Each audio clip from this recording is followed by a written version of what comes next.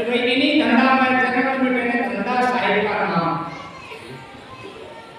जिससे हमारा जीव बचेगा, जिससे हमारा जीव का कल्याण होगा, जिससे हमारा जीव जन्म से बचेगा, छूटेगा, चौरासी कैसे कटेगी, वो एक है मालिक का नाम, साहिब का नाम, सबका नाम।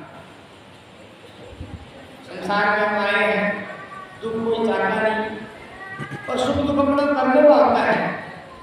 ये जसली जो दुख है, जो जन्मने का दुख है, और फिर भी ये सब होते हैं। ये जीव है हमारे की भक्ति में अपना ध्यान रखता है और गुरु महाराज जी कहते हैं ये संसार मरने का काम करता है। आप सुनो, गुरु महाराज जी जैसा बताऊंगा, ये संसार मरने का काम करता है, जिसमें सभी आए। एक जीने का काम है जो संतों ने बताया, वो है, वो जरूरी है, और वो काम नहीं किया तो कोई फायदा नहीं। ये जन्म नहीं मिलेगा। देखो मनुष्य ने मिला है, सोचन शक्ति, विचार शक्ति जो मनुष्य जन्म में है वो किसी भी मनुष्य में नहीं है, किसी को नहीं। कीड़े से लेकर हाथी तक 84 लाख में मनुष्य जन्म श्रेष्ठ है, और सोचन शक्ति विचार ये मनुष्य के अंदर किसी के अंदर नहीं। और महाराज जी कहते थे भाई काल निरंजन ने सबके साथ भूख लगा दे, पेट लगाया। महाराज जी कहते थे ना कि सारे को राजा का राज्य करता है, तो वो अपना अपना विभाग बांटता है।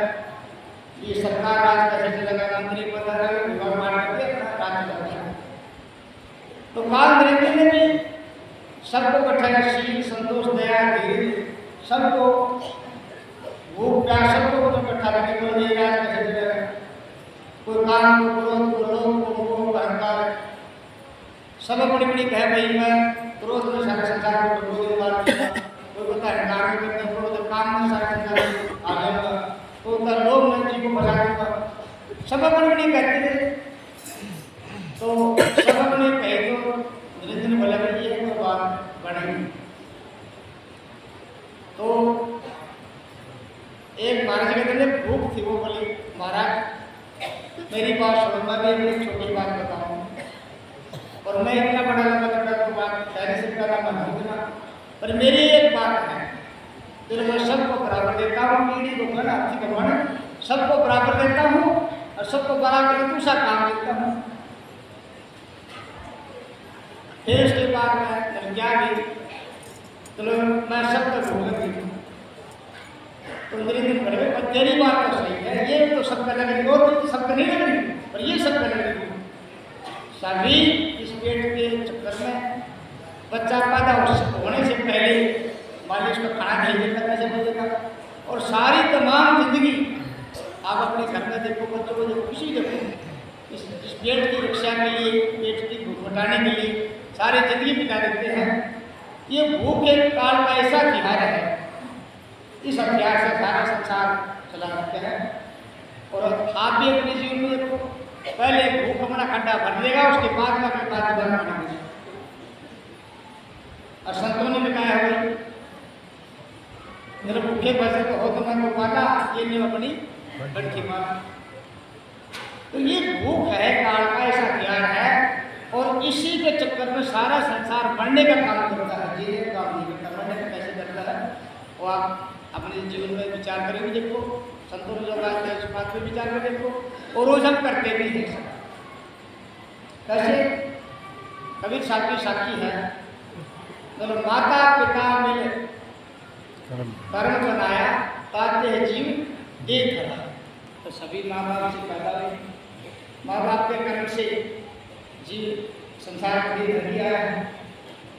माँ बाप ने कुछ खिलाया पिलाया, खिला पिला के बड़ा हो गया, तो बड़ा देर तेरे को खाने के लिए कहा से कुछ कर है भी नहीं समझ साहब अपने को विचार करते तो तुम माँ खा, तो बड़ा हो गया, वो खिलाता है कुछ कर, तो फिर वो क्या करता है, कुछ कमाने खाने पानी सीखता है, खेती बाड़ी में पूजा सब कोशिश करता है, पढ़ लिख। और जब वो सामर्थ हो जाता है, बचपन से खाया पिया है, वो रस पैदा, तो रस का संचार के लिए लड़का की शादी करते, लड़का की शादी करते, शादी करने में पहले 1 प्लेट, फिर 2 प्लेट, फिर 3 प्लेट, और ये जितने संसार साबित हैं सारे पेट पेट से कैसे छुटकारा मिलेगा, एक उपाय सतगुरु के सामने संतों ने बताया।